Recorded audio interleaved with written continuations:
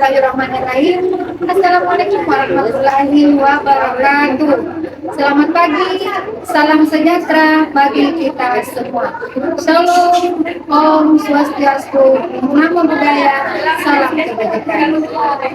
Perkenalkan, saya Mas Mawati SPD, mengajar di kelas 1 SD Negeri Mangasa 1, Jalan Palantikan nomor 11, Kelurahan Katangka, Kecamatan Sembauku, Kabupaten Goa, Provinsi Sulawesi Selatan.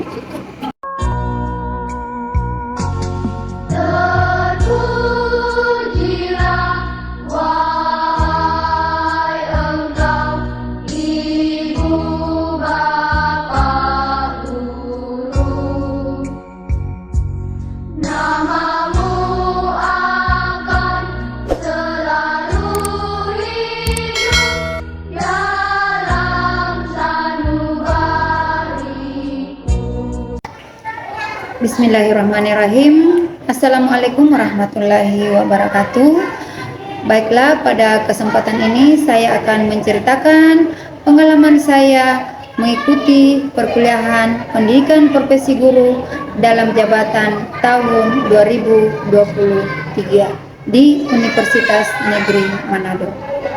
Mengawali cerita saya pada kesempatan ini, saya sangat bersyukur dan tidak pernah menyangka dan tidak pernah membayangkan bahwa di tahun ini adalah tahun yang terindah buat saya, di mana setelah saya lulus menjadi guru ASN P3K, saya kembali diberikan rezeki yang berlimpah dari Allah Subhanahu wa Ta'ala, yang dengan ditakdirkan untuk mengikuti perkuliahan PPG di tahun ini. Menjadi peserta PPG atau menjadi mahasiswa PPG tidaklah segampang membalikan tangan. Ada banyak proses yang harus kita lalui, namun itu semua dengan izin dan pertolongan Allah sudah saya lalui, dan saat ini saya sudah berada dalam kegiatan perkuliahan pendidikan profesi guru. Semoga di akhir-akhir perkuliahan ini saya diberi kemudahan oleh Allah Subhanahu wa Ta'ala untuk menyelesaikannya, dan insya Allah akan memperoleh hasil maksimal dan guru profesional, di mana dengan menyandang gelar ini, dengan izin dan pertolongan Allah, insya Allah kita akan bisa lebih menjalankan tugas lebih maksimal dan akan sejahtera hidup kita ini. Amin, amin ya rabbal alamin. Dalam kegiatan perkuliahan PPG dalam jabatan ini, walaupun kita laksanakan secara daring, namun kami merasakan bahwa kegiatan ini dilakukan secara tatap muka. Kenapa? Karena pada saat daring kami bertemu dengan teman-teman yang baik hati, dengan para dosen, dengan ibu-ibu guru pamong yang selalu merangkul kami, memberikan kami solusi untuk setiap permasalahan yang kami hadapi, dan mereka itu selalu ada pada saat kami membutuhkan. Dalam kegiatan perkuliahan, kami dituntut untuk bercerita masalah-masalah yang kita hadapi di kelas. Dan adapun masalah yang saya hadapi di kelas 1, yaitu banyaknya atau masih terdapat peserta didik yang belum mengenal huruf, belum bisa membaca lancar. Nah, ini menjadi tanggung jawab saya sebagai seorang guru kelas 1 untuk untuk menjadikan anak-anak peserta didik itu menjadi lancar membaca. Adapun penyebab faktor yang pertama, peserta didik yang masuk SD tidak diharuskan untuk pintar dan lancar membaca. Dan yang kedua, standar kelulusan pada jenjang pendidikan sebelumnya tidak memprioritaskan anak harus lancar membaca baru bisa lulus. Yang ketiga, orang tua cenderung abai dan kurang memotivasi anak dalam belajar membaca. Yang keempat, kurangnya minat belajar peserta didik.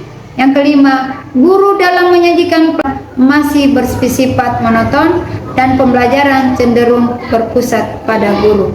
Akibatnya, anak kesulitan dalam memahami pelajaran sehingga anak akan merasa bosan apabila dihadapkan dengan berbagai pembelajaran yang mengharuskan atau memerlukan pengetahuan membaca. Kondisi ini berdampak buruk bagi hasil belajar peserta didik. Mengapa praktik ini perlu dilakukan? Karena dengan membaca permulaan, peserta didik akan mudah dalam memahami setiap pembelajaran. Praktik pembelajaran ini sangat penting saya bagikan karena sebagian guru kelas rendah khususnya kelas 1 sering mengalami hal yang seperti saya, yaitu di mana terdapat anak yang belum lancar membaca. Kemudian praktik pembelajaran ini memotivasi saya untuk mendesain pembelajaran yang kreatif dan inovatif. Praktik pembelajaran ini lebih memotivasi guru dalam hal menemukan dan mendesain pembelajaran yang kreatif dan inovatif. Praktik pembelajaran ini bisa menjadi referensi dan inspirasi bagi guru-guru lain dalam mencari dan mengatasi masalah seperti ini. Adapun peran dan tanggung jawab saya dalam praktik pembelajaran ini adalah sebagai seorang guru yang bertanggung jawab untuk mendesain pembelajaran yang kreatif, inovatif, dan menarik minat peserta didik tercapai dan bisa meningkatkan hasil belajar peserta didik. Banyak tantangan yang saya hadapi ketika menjalankan praktik ini, mulai dari penyusunan perangkat pembelajaran yang di awalnya menggunakan kurikulum 2013 yaitu RPP, kemudian menggunakan modul ajar karena saat ini kurikulum yang digunakan untuk kelas 1 dan 4 adalah kurikulum merdeka.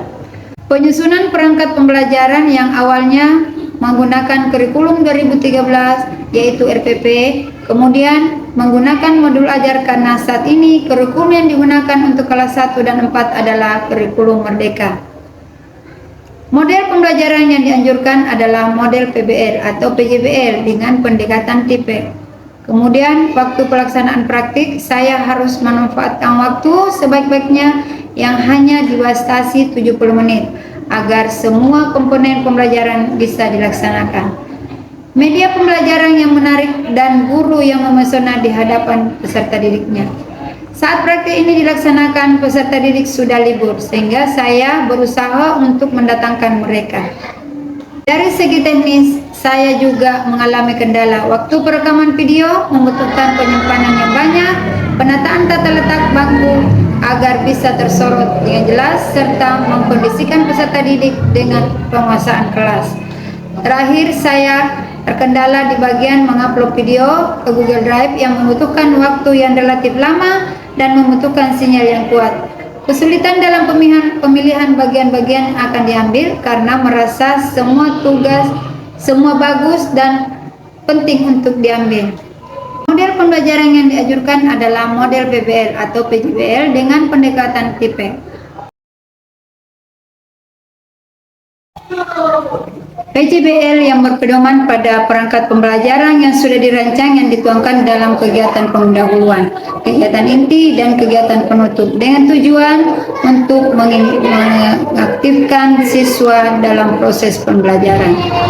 Nah, adapun kegiatan pendahuluan yaitu mengucapkan salam, menyapa peserta didik, berdoa sebelum belajar, menyanyikan lagu nasional. Ini semua dilakukan agar anak-anak lebih memahami lagu-lagu kebangsaan kita, mengecek kehadiran peserta didik, mengatur posisi duduk, dan mengecek kelengkapan belajar peserta didik. Melakukan persepsi, menyampaikan pertanyaan pemantik, menyampaikan tujuan pembelajaran, memberikan motivasi dan stimulasi dengan mengaitkan materi dengan kehidupan sehari-hari. Meminta siswa untuk menyiapkan alat tulisnya karena akan melakukan tes awal yaitu pretest. Kemudian setelah melakukan kegiatan pendahuluan, kita melanjutkan dengan kegiatan inti. Langkah-langkah pembelajaran PJBL adalah menyiapkan pertanyaan mendasar, mendesain perencanaan untuk proyek, menyusun jadwal perencanaan pelaksanaan proyek, memonitoring keaktifan dan perkembangan proyek, menguji hasil, mengevaluasi pengalaman belajar. Dan setelah anak-anak selesai mengerjakan tugasnya dan menghasilkan suatu proyek, maka selanjutnya anak-anak akan diberikan ice breaking, di mana ice breaking ini diberikan di saat anak-anak betul-betul jenuh dalam belajar, sehingga itu untuk merilis kembali, mari kita memberikan ice breaking. Kemudian setelah itu, setelah anak-anak kembali sudah tenang, maka selanjutnya dilanjutkan dengan post test. Setelah anak-anak melakukan melakukan post-test untuk menguji sampai di mana kemampuan mereka dan untuk mengukur apakah setelah melakukan pretest ada perkembangan dalam mengerjakan post-test. Dari hasil post-test itulah dapatlah kita mengambil kesimpulan bahwa jika terdapat peningkatan dalam hasil belajar pada post-test, berarti pembelajaran yang kita lakukan sudah berhasil. Selanjutnya, kegiatan penutup. Di kegiatan penutup ini kita harus menyampaikan kesimpulan, karena kesimpulan itu adalah sangat penting untuk menyampaikan hal-hal penting yang kita pelajari. Kemudian kita melakukan refleksi, memberikan apresiasi kepada peserta didik jika diperlukan, memberikan reward untuk meningkatkan aktivitas belajarnya atau untuk memotivasi belajar mereka supaya lebih bersemangat. Setelah itu menyanyikan lagu daerah, karena menyanyikan lagu daerah ini akan menambah hasanah lagu-lagu yang diketahui. Selanjutnya kegiatan ditutup dengan menutup pelajaran dan berdoa bersama.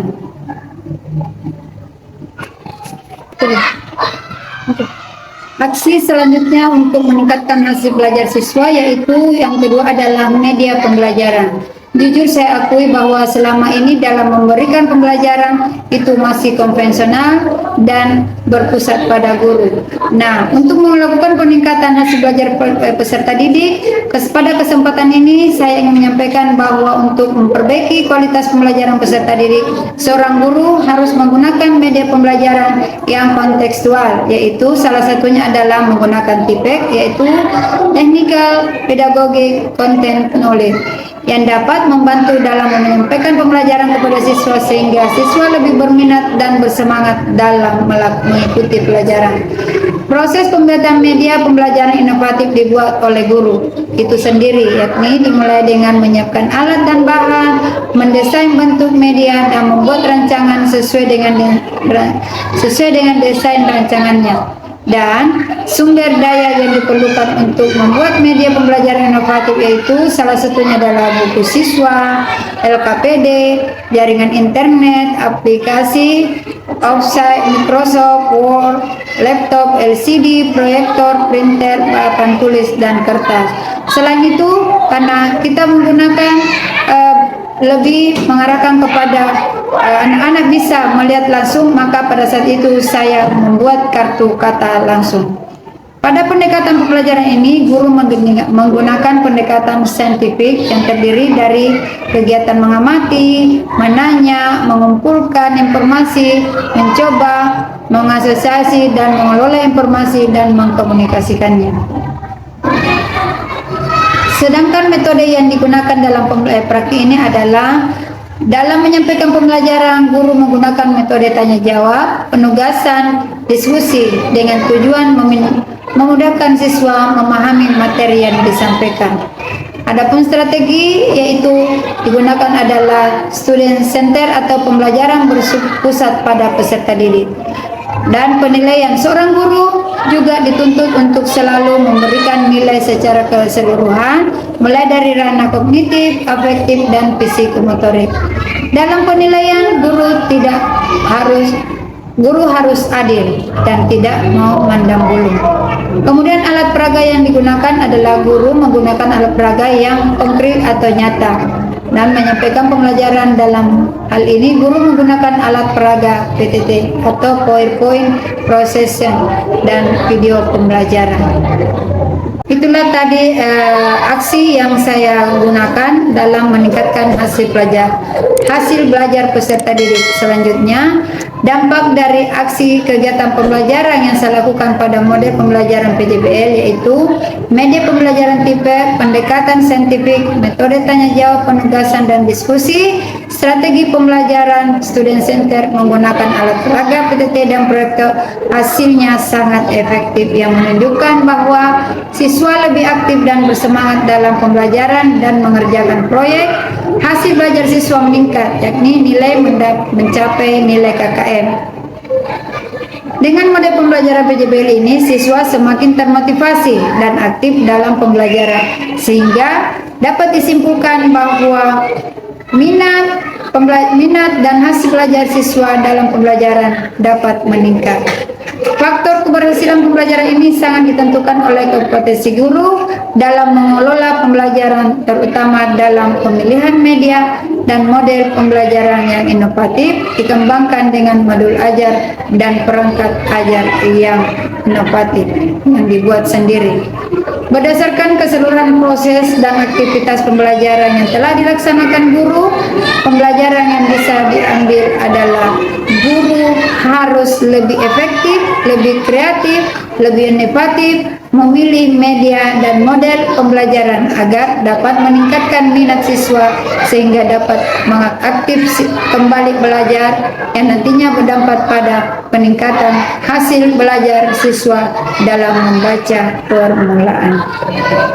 Ucapan terima kasih kepada Prof. Kosmas sebagai Direktur PPG dalam jabatan kategori 1 tahun 2003. Beliau juga sebagai dosen pembimbing mahasiswa PPG, khususnya mahasiswa PPG kelas 1 kelompok A. Ibu, semoga Allah Subhanahu wa taala memberikan kesehatan dan umur yang berkah kepada Prof dan menjalankan tugas dengan amanah dan penuh tanggung jawab. Terima kasih sekali lagi kepada Prof. Yang kedua, ucapan terima kasih kepada Ibu Dr. Norma Menigi MN sebagai dosen pembimbing di awal perkuliahan, Ibu Marcella Kuas SPD MPD, dan Ibu Norita Ratulangi SPD sebagai juru pamit. Dan ucapan terima kasih juga saya berikan kepada Ibu Nurlia Sahrul M. Beliau adalah pengawas kabupaten yang dengan senang hati memberikan masukan untuk masalah yang saya hadapi.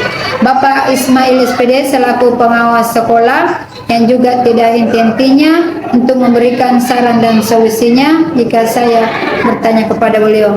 Dan kepada Ibu Haja Memini SPD selaku kepala sekolah SD Negeri Nomor 1 dengan segala fasilitas yang ada di sekolah ini, beliau membantu dan memberikan izin untuk melakukan kegiatan PPG. Kepada Bapak Ibu guru, rekan-rekan sejauh di sekolah, saya juga mengucapkan terima kasih yang sebesar-besarnya karena telah membantu dalam proses perkuliahan ini. Dan terlebih lagi kepada terima kasih yang sebesar-besarnya kepada peserta didik yang tercinta yang sudah dengan senang hati selalu hadir untuk ibu gurunya. Demikian yang sempat saya ceritakan, lebih dan kurangnya mohon dimaafkan. Wassalamualaikum warahmatullahi wabarakatuh.